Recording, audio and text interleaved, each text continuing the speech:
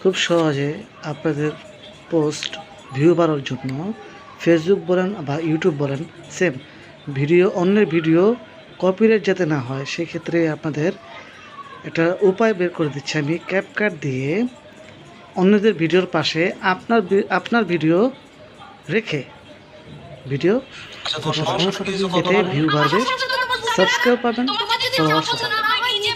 সেক্ষেত্রে আমাদের যেতে হবে ঠিক এই উপায়।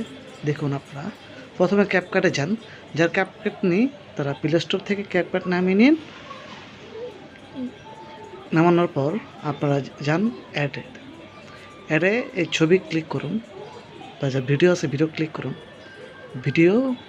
যে ভিডিওর সাথে আপনি অ্যাড করতে চান তার পাশে বসাবেন, এবং কি সাইজ অনুযায়ী করতে গেলে আপনার অ্যাসপেক্ট রেটিওতে ক্লিক করতে হবে।